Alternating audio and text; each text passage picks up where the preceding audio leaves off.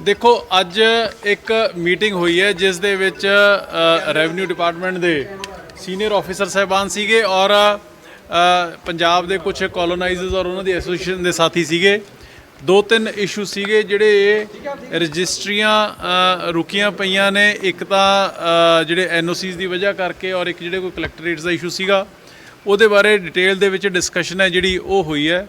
और बड़ी जल्दी ही, क्योंकि ये सारी प्रॉब्लम इस करके आई है पंजाब दे विच क्योंकि पिछले समय दे विच लंबा समा पिछलियां सरकारां ने जिहड़े ऑथोराइज्ड कॉलोनियां सीगियां एक नंबर दा काम करन वाले, एक नंबर दी साफ सुथरी डिवेलपमेंट करन वाले जिहड़े कॉलोनाइजर सीगे, सरकार ने उन्हां नूं स्नब कीता ते उन्हां नूं धक्किया गया अनऑथोराइज्ड इलीगल कॉलोनियां दे वल, क्योंकि समय समय दी सरकारां दे लीडर सियासी लोग उन्हां दे अपने इंटरस्ट ने जिहड़े वो इस धंधे दे विच बन चुके सीगे, जिहदी वजह करके अज हालात ये बने पे ने पंजाब दे विच कि 14,000 अनऑथोराइज्ड कॉलोनीज़ ने जिहड़ियां वो बन गईयां। एक कंक्रीट अनरैगूलेटेड जंगल है जिहड़ा वो पंजाब दे विच खड़ा हो गया। कई जगह ते तां इहो जिहा भी देखण नूं मिलिआ कि जिथे किते कोई फायर ट्रैजेडी उत्थे फायर ब्रिगेड भी नहीं पहुँच सकती हैगी। सो इन्हां सारियां चीज़ां दे उपर डिटेल्ड डिस्कशन है जिहड़ी वो पहलां भी CM साहब के आदेशों मुताबक पहलां भी साडे तिन्ने डिपार्टमेंट, साडा हाउसिंग दा डिपार्टमेंट, लोकल गवर्नमेंट और रेवन्यू, ਉਹਦੇ ਉੱਪਰ डिटेल डेलीब्रेशन ਜਿਹੜੀਆਂ ਉਹ ਕਰ ਚੁੱਕੇ ਨੇ। CM ਸਾਹਿਬ और पंजाब सरकार बड़ी चिंतित है इस मसले ਨੂੰ ਲੈ ਕੇ, क्योंकि ਇੰਨਾ ਕੁ ਮੈਸਅਪ और ਇੰਨਾ ਕੁ ਗੁੰਝਲਦਾਰ पिछले समय ਦੇ ਵਿੱਚ ਸਿਆਸੀ ਲੀਡਰਾਂ ਨੇ ਕਰ ਦਿੱਤਾ ਕਿ ਉਹਨਾਂ ਨੂੰ ਔਰ ਫਿਰ ਉਹਦੇ ਉਸ ਤੋਂ ਇਲਾਵਾ ਟੂ ਐਡ ਟੂ ਇਟ ਜਿਹੜੇ ਹਾਈ ਕੋਰਟ ਦੇ ਦੀਆਂ ਵੀ ਡਾਇਰੈਕਸ਼ਨਸ ਆਈਆਂ, ਜਿਹਦੀ ਵਜ੍ਹਾ ਕਰਕੇ ਇਹ ਜਿਹੜਾ ਰਜਿਸਟਰੀਆਂ ਦਾ ਕੰਮ ਸੀਗਾ ਉਹ ਰੁਕਿਆ, क्योंकि जो पिछले समय ਦੇ ਵਿੱਚ पॉलिसीज़ ਆਈਆਂ ਉਹ ਸਿੱਧਮ ਸਿੱਧਾ ਪਾਪਰਾ ਐਕਟ 1995 ਦਾ ਉਹਦਾ ਸਿੱਧਮ ਸਿੱਧਾ ਉਲੰਘਣਾ ਸੀਗਾ, ਜਿਹਦੀ ਵਜ੍ਹਾ ਕਰਕੇ ਪੰਜਾਬ ਸਰਕਾਰ ਨੂੰ, ਭਗਵੰਤ ਮਾਨ ਜੀ ਦੀ ਸਰਕਾਰ ਨੂੰ ਮਜਬੂਰਨ ਇਹ ਜਿਹੜਾ ਫੈਸਲਾ ਲੈਣਾ ਪਿਆ, ਜਿਹਦੀ ਵਜ੍ਹਾ ਕਰਕੇ ਅੱਜ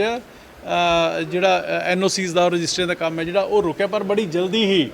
ਮਾਨ ਸਾਹਿਬ ਦੇ ਆਦੇਸ਼ਾਂ ਮੁਤਾਬਕ ਬੜੀ ਜਲਦੀ ਹੀ ਇੱਕ ਕੰਪਰੀਹੈਂਸਿਵ ਪੋਲਿਸੀ ਹੈ ਜਿਹੜੀ ਉਹ ਸਰਕਾਰ ਲੈ ਕੇ ਆਏਗੀ, ਜਿਹਦੇ ਤਹਿਤ ਇਲੀਗਲ ਅਨਆਥੋਰਾਈਜ਼ਡ ਕਲੋਨੀਆਂ ਜਿਹੜੀਆਂ ਉਹਨਾਂ ਨੂੰ ਅੱਗੇ ਵਾਸਤੇ ਪੰਜਾਬ ਦੇ ਵਿੱਚ ਡਿਵੈਲਪ ਨਹੀਂ ਹੋਣ ਦਿੱਤਾ ਜਾਊਗਾ।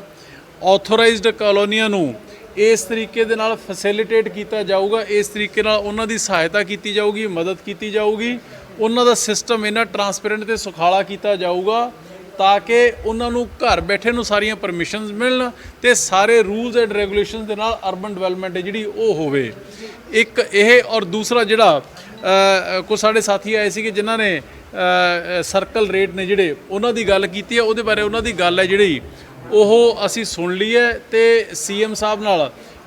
ਇੱਕ ਅੱਧੇ ਦਿਨ ਦੇ ਵਿੱਚ ਉਹਨਾਂ ਨਾਲ ਵਿਚਾਰ ਵਟਾਂਦਰਾ ਕਰਕੇ, ਵੈਸੇ ਕੰਮ ਉਹ ਰੈਵਨਿਊ ਡਿਪਾਰਟਮੈਂਟ ਦਾ ਤੇ ਉਹਨਾਂ ਨਾਲ ਗੱਲਬਾਤ ਕਰਕੇ CM ਸਾਹਿਬ ਦੇ ਨਾਲ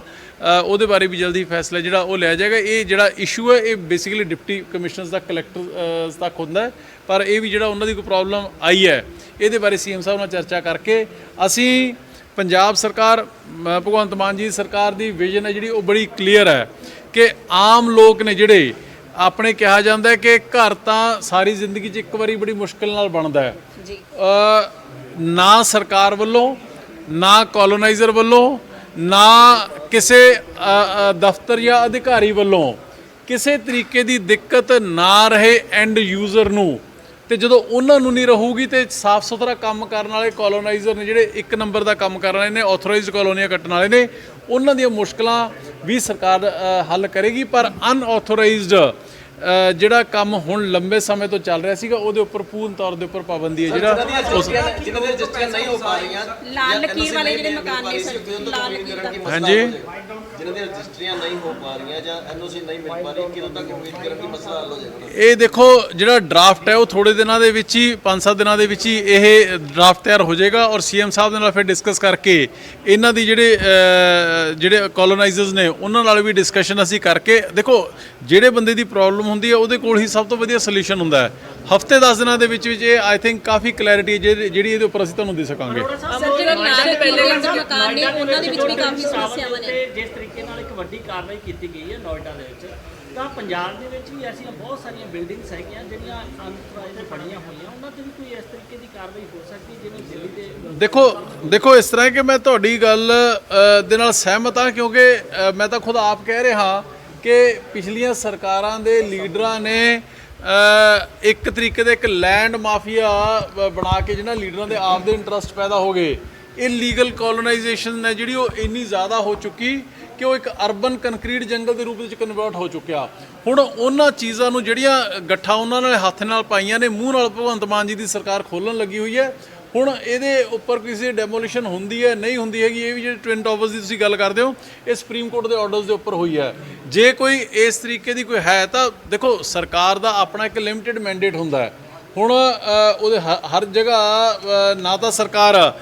ਅਲਾਓ ਕਰ ਸਕਦੀ ਹੈ ਕਿ ਹਾਂ ਤੁਸੀਂ ਜਿੱਥੇ ਮਰਜ਼ੀ ਕੰਧਾਂ ਕੱਢ ਲਓ, ਜਿੱਥੇ ਮਰਜ਼ੀ ਕੰਸਟਰਕਸ਼ਨ ਕਰ ਲਓ, ਨਾ ਹੀ ਹਰ ਜਗ੍ਹਾ ਸਰਕਾਰ ਬੁਲਡੋਜ਼ਰ ਲੈ ਕੇ ਪਹੁੰਚ ਸਕਦੀ ਹੈ। ਇਹ ਇੱਕ ਕਲੈਕਟਿਵ ਰਿਸਪੌਂਸਿਬਿਲਿਟੀ ਹੁੰਦੀ ਹੈ ਸਰਕਾਰ ਦੀ ਵੀ, ਲੋਕਾਂ ਦੀ ਵੀ, ਕੋਲੋਨਾਈਜ਼ਰਸ ਦੀ ਵੀ, ਅਧਿਕਾਰੀਆਂ ਦੀ ਵੀ, ਸਾਰੇ ਮੀਡੀਆ ਦੀ, ਸਾਰਿਆਂ ਦੀ ਇੱਕ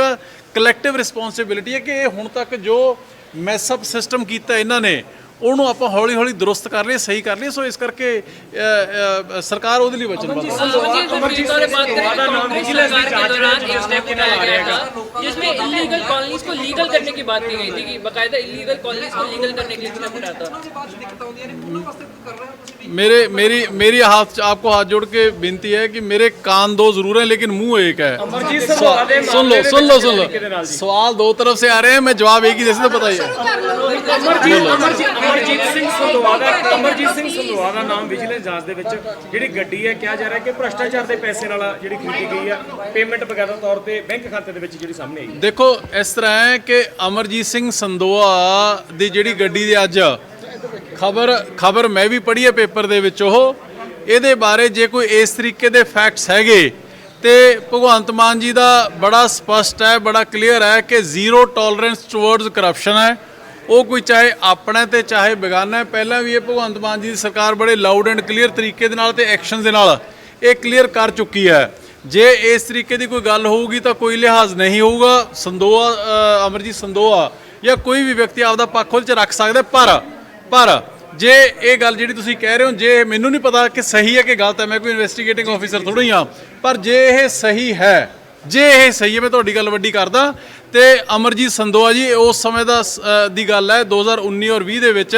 ਜਦੋਂ ਅਮਰਜੀਤ ਸੰਦੋਆ ਜੀ ਕਾਂਗਰਸ ਦੇ ਵਿੱਚ ਗਏ ਹੋਏ ਸੀਗੇ। ਸੋ ਕਾਂਗਰਸੀਆਂ ਦੇ ਇੰਨਾ ਕੁ ਇੰਪੈਕਟ ਅਸਰ ਤਾਂ ਉਹਨਾਂ ਤੇ ਆਈ ਜਾਣਾ ਸੀਗਾ। ਸੋ ਇਸ ਕਰਕੇ ਮੈਨੂੰ ਨਹੀਂ ਪਤਾ ਸਹੀ ਹੈ ਕਿ ਗਲਤ ਹੈ। ਇਹ ਕਾਂਗਰਸ ਦੇ ਕਲਚਰ ਦੀ ਦੇਣ ਹੈ ਵੀ ਇੱਕ ਚੰਗੇ ਭਲੇ ਬੰਦੇ ਨੂੰ, ਇੱਕ ਸਾਫ਼ ਸੁਥਰੇ ਬੰਦੇ ਨੂੰ ਵੀ ਗਲਤ ਰਾਹ ਤੇ ਚਾੜ ਦਿੰਦੀ ਹੈ। ਅਰੋੜਾ ਸਾਹਿਬ, ਹੁਣ ਮੇਰੇ ਸਾਥੀ ਨੇ ਸਵਾਲ ਪੁੱਛਿਆ ਸੀਗਾ ਵੀ ਬਹੁਤ ਸਾਰੇ ਲੋਕਾਂ ਨੇ ਉਸ ਟਾਈਮ ਜਗ੍ਹਾ ਲੈ ਲਈ ਹੈ, ਪਲਾਟ ਲੈ ਲਏ, ਹੁਣ ਐਨਓਸੀ ਰੁਕੀਆਂ ਹੋਈਆਂ, ਰਜਿਸਟਰੀਆਂ ਰੁਕੀਆਂ ਹੋਈਆਂ ਨੇ, ਉਹਨਾਂ ਦਾ ਕੀ ਹੋਏਗਾ? ਕਿ ਉਹਨਾਂ ਤੋਂ ਫਿਰ ਤੁਸੀਂ ਖਾਲੀ ਕਰਾਓਗੇ? ਉਹਨਾਂ ਦਾ ਕੀ ਦੋਸ਼ ਹੈ? ਦੇਖੋ ਇਸ ਤਰ੍ਹਾਂ ਹੈ, ਉਹਨਾਂ ਦਾ ਕੋਈ ਦੋਸ਼ ਨਹੀਂ ਹੈਗਾ, ਪਰ ਜਿਹੜੇ ਲੋਕਾਂ ਨੇ ਗਲਤ ਕੰਸਟਰਕਸ਼ਨਾਂ ਕੀਤੀਆਂ ਨੇ, ਇਲੀਗਲ ਕਾਲੋਨੀਜ਼ ਕੱਟੀਆਂ ਨੇ, ਚਾਹੇ ਉਹ 'ਚ ਕੋਈ ਬਿਲਡਰ ਇਨਵੋਲਡ ਹੈ, ਚਾਹੇ ਉਹ 'ਚ ਕੋਈ ਅਫਸਰ ਇਨਵੋਲਡ ਹੈ, ਚਾਹੇ ਉਹ 'ਚ ਕੋਈ ਪੋਲੀਟੀਕਲ ਬੰਦਾ ਇਨਵੋਲਡ ਹੈ, ਆਫਟਰ ਆਲ ਕਿਸੇ ਨਾ ਕਿਸੇ ਦੀ ਅਕਾਊਂਟੇਬਿਲਿਟੀ ਤਾਂ ਬਣਦੀ ਹੈ ਨਾ ਜੀ। ਕਿਸੇ ਨਾ ਕਿਸੇ ਦੀ ਅਕਾਊਂਟੇਬਿਲਿਟੀ ਤਾਂ ਫਿਕਸ ਕਰਨੀ ਪਊਗੀ। ਖਾਲੀ ਕਰਾਵਾਂਗੇ ਨਹੀਂ ਕਰਾਵਾਂਗੇ, ਦੇਖੋ ਇਹ ਚੀਜ਼ਾਂ ਇੰਪ੍ਰੈਕਟੀਕਲ ਹੁੰਦੀਆਂ ਨੇ, ਇਹ ਚੀਜ਼ਾਂ ਹਾਈਪੋਥੈਟੀਕਲ ਹੁੰਦੀਆਂ ਨੇ। ਮੈਂ ਤਾਂ ਇਹ ਕਹਿਣਾ ਵੀ ਇੱਕ ਸਿਸਟਮ ਜਿਹੜਾ ਗੰਧਲਾ ਹੋ ਚੁੱਕਿਆ ਉਹਨੂੰ ਹੀ ਦੁਰਸਤ ਕਰਨੀ, ਇਹੀ ਬਹੁਤ ਵੱਡੀ ਗੱਲ ਹੋਊਗੀ। ਲੀਡਰਾਂ ਦੇ ਖਿਲਾਫ ਕਾਰਵਾਈ ਬਹੁਤ ਜੱਦੀ ਪੁਸ਼ਤੀ ਮਕਾਨ ਆ ਨਾ, ਲੋਕਾਂ ਦੇ ਜੱਦੀ ਪੁਸ਼ਤੀ ਮਕਾਨ ਨੇ ਜਿਹੜੇ ਲੰਬੇ ਸਮੇਂ ਤੋਂ ਰਹਿ ਰਹੇ ਨੇ, ਲਾਲ ਲਕੀਰ ਦੇ ਅੰਦਰ ਨੇ, ਉਹਨਾਂ ਦੀਆਂ ਵੀ ਜਿਹੜੀਆਂ ਰਜਿਸਟਰੀਆਂ ਰੁਕੀਆਂ ਹੋਈਆਂ ਨੇ ਉਸ ਦੇ ਮੈਡਮ ਸਮਝੋ ਗੱਲ ਨੂੰ, ਮੈਂ ਤੁਹਾਨੂੰ ਦੱਸ ਕੇ ਹਟਿਆ ਕਿ ਰਜਿਸਟਰੀਆਂ ਨੇ ਜਿਹੜੀਆਂ ਇਹ ਭਗਵੰਤ ਮਾਨ ਜੀ ਦੀ ਸਰਕਾਰ ਨੇ ਨਹੀਂ ਰੋਕੀਆਂ। ਇਹ ਕੋਰਟ ਦੇ ਵਿੱਚ ਇੱਕ ਕੇਸ ਹੋਇਆ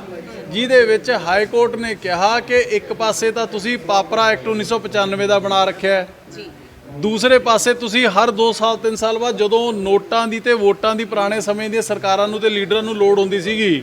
ਉਦੋਂ ਰੈਗੂਲਰਾਈਜੇਸ਼ਨ ਪਾਲਿਸੀ ਲਿਆਉਂਦੇ ਸੀਗੇ ਤੇ ਜਿੰਨੀਆਂ ਇਲੀਗਲ ਕੰਸਟਰਕਸ਼ਨਾਂ ਹੁੰਦੀਆਂ ਸੀਗੀਆਂ ਉਹ ਸਾਰਿਆਂ ਨੂੰ ਤੁਸੀਂ ਰੈਗੂਲਰਾਈਜ਼ ਕਰ ਦਿੰਦੇ ਸੀਗੇ। ਕੋਰਟ ਨੇ ਕਿਹਾ ਕਿ ਇੱਕ ਪਾਸੇ ਤੁਸੀਂ ਕਾਨੂੰਨ ਬਣਾ ਰੱਖਿਆ ਤੇ ਦੂਜੇ ਪਾਸੇ ਤੁਸੀਂ ਰੈਗੂਲਰਾਈਜੇਸ਼ਨ ਦੇ ਨਾਂ ਤੇ ਕਾਨੂੰਨ ਦੀਆਂ ਧੱਜੀਆਂ ਉਡਾ ਰਹੇ ਹੋ। ਉਸ ਚੱਕਰ ਦੇ ਵਿੱਚ ਪੰਜਾਬ ਸਰਕਾਰ ਦੇ 2 ਜਿਹੜੇ ਪ੍ਰਿੰਸੀਪਲ ਸੈਕਟਰੀ ਸਾਹਿਬਾਨ ਨੇ, ਉਹਨਾਂ ਨੂੰ ਐਫੀਡੇਵਿਟ ਦੇਣਾ ਪਿਆ ਕਿ ਅਸੀਂ ਇਹ ਇਲੀਗਲ ਕੰਸਟਰਕਸ਼ਨ ਨਹੀਂ ਅਲਾਉ ਕਰਾਂਗੇ, ਜਿਹਦੀ ਵਜ੍ਹਾ ਕਰਕੇ ਕੰਮ ਰੁਕਿਆ ਪਿਆ। ਹੁਣ ਉਹ ਜਿਹੜਾ ਰੁਕ ਗਿਆ, ਜਿਹੜੀ ਗੱਠ ਪੈ ਗਈ, ਉਹਨੂੰ ਖੋਲ੍ਹਣ ਦੇ ਵਿੱਚ ਸਰਕਾਰ ਪੂਰਾ ਸਵੇਰ ਤੋਂ ਸ਼ਾਮ ਤੱਕ ਲੱਗੀ ਹੋਈ ਹੈ। ਅਸੀਂ ਮੱਥਾ ਪਿੱਛੇ ਜਿਹੜੀ ਕਰ ਰਹੇ ਹਾਂ, ਹਰੇਕ ਸਟੇਕ ਹੋਲਡਰ ਦੇ ਨਾਲ ਗੱਲਬਾਤ ਹੈ ਕਰ ਰਹੇ ਹਾਂ, ਉਹ ਗੱਠ ਨੂੰ ਖੋਲ੍ਹਣ ਦੇ ਵਿੱਚ ਥੋੜਾ ਸਮਾਂ ਲੱਗੂਗਾ। ਠੀਕ ਹੈ ਸਰ। ਤੁਹਾਡੀ ਇਮਤਿਆਜ਼ ਅਲੀ ਦੇ ਨਾਲ ਮੁਲਾਕਾਤ ਹੋਈ ਹੈ, ਕਿਸ ਬਾਰੇ ਹੋਈ ਤੇ ਕੀ ਕੁਛ ਹੈ? ਦੇਖੋ ਇਸ ਤਰ੍ਹਾਂ ਹੈ ਕਿ ਇਮਤਿਆਜ਼ ਅਲੀ ਜੀ ਉਹਨਾਂ ਦਾ ਆਪਣੇ ਫੀਲਡ ਦੇ ਵਿੱਚ, ਬਾਲੀਵੁੱਡ ਦੇ ਵਿੱਚ, ਫਿਲਮ ਇੰਡਸਟਰੀ ਦੇ ਵਿੱਚ as a writer, as a director ਉਹਨਾਂ ਦਾ ਬਹੁਤ ਵੱਡਾ ਨਾਮ ਹੈ। ਉਹਨਾਂ ਨੇ ਬੜੀਆਂ ਕਾਮਯਾਬ ਫਿਲਮਾਂ ਨੇ ਜਿਹੜੀਆਂ ਉਹ ਦਿੱਤੀਆਂ ਨੇ। ਉਹਨਾਂ ਦੇ ਨਾਲ ਉਹ ਵੈਸੇ ਕਾਲ ਔਨ ਕਰਨ ਦੇ ਲਈ ਆਏ ਸੀਗੇ ਔਰ ਉਹਨਾਂ ਦੇ ਨਾਲ ਡਿਸਕਸ਼ਨ ਕਿ ਕਿਵੇਂ ਪੰਜਾਬ ਜਿਹੜਾ ਕਿ ਕਲਚਰਲੀ ਬਹੁਤ ਮਜ਼ਬੂਤ ਔਰ ਵਧੀਆ ਸੂਬਾ ਹੈ, ਜਿੱਥੋਂ ਦੇ ਕਲਚਰ ਦੇ ਵਿੱਚ ਬੜੀ ਵਾਈਬ੍ਰੈਂਸੀ ਹੈ, ਕਿਸ ਤਰੀਕੇ ਦੇ ਨਾਲ ਜਿਹੜਾ ਇੰਡਸਟਰੀ ਦਾ, ਫਿਲਮ ਇੰਡਸਟਰੀ ਦਾ ਔਰ ਕਲਚਰ ਨੂੰ ਕਿਸ ਤਰੀਕੇ ਨਾਲ ਪ੍ਰਮੋਟ ਕਰਿਆ ਜਾਵੇ ਪੰਜਾਬ ਦੇ ਵਿੱਚ, ਜਿਹਦੇ ਨਾਲ ਅੱਜ ਪੰਜਾਬੀ ਗਾਣੇ ਨੇ ਜਿਹੜਾ ਬਣਦੇ ਇੱਥੇ ਨੇ ਪਰ ਉਹ ਤੁਸੀਂ ਦੁਨੀਆ ਭਰ ਦੇ ਕਲੱਬਾਂ ਦੇ ਵਿੱਚ ਉਹ ਗੂੰਜਦੇ ਨੇ। ਸੋ ਇਸ ਕਰਕੇ ਇਸ ਚੀਜ਼ ਨੂੰ, ਕਿਉਂਕਿ ਭਗਵੰਤ ਮਾਨ ਜੀ ਖੁਦ ਆਪ ਕਲਚਰ ਨੂੰ ਬਹੁਤ ਜ਼ਿਆਦਾ ਪਿਆਰ ਔਰ ਪ੍ਰਮੋਟ ਕਰਦੇ ਨੇ, ਉਹਨਾਂ ਦਾ ਖੁਦ ਦਾ ਬੈਕਗ੍ਰਾਉਂਡ ਹੈ ਜਿਹੜਾ ਉਹ ਕਣ ਹੈ ਜਿਹੜਾ ਉਹ ਕਲਚਰ ਦੇ ਨਾਲ ਜੁੜਿਆ ਹੋਇਆ। ਸੋ ਇਸ ਕਰਕੇ ਉਹਨੂੰ ਕਿਵੇਂ ਪ੍ਰਮੋਟ ਕੀਤਾ ਜਾ ਸਕਦਾ ਪੰਜਾਬ ਨੂੰ, ਜਿਹਦੇ 'ਚ ਐਮਪਲੋਇਮੈਂਟ ਜਨਰੇਸ਼ਨ ਵੀ ਹੋਣੀ ਹੈ, ਰੈਵਨਿਊ ਜਨਰੇਸ਼ਨ ਵੀ ਹੋਣਾ ਹੈ, ਉਹਦੇ ਬਾਰੇ ਡਿਸਕਸ਼ਨ ਜਿਹੜੀਆਂ ਹੋਈਆਂ ਨੇ ਤੇ ਆਉਣ ਵਾਲੇ ਸਮੇਂ 'ਚ ਹੋਰ ਡਿਸਕਸ਼ਨ ਜਿਹੜੀਆਂ ਉਹ ਸੀਐਮ ਸਾਹਿਬ ਦੇ ਨਾਲ ਵੀ ਹੋਣਗੀਆਂ।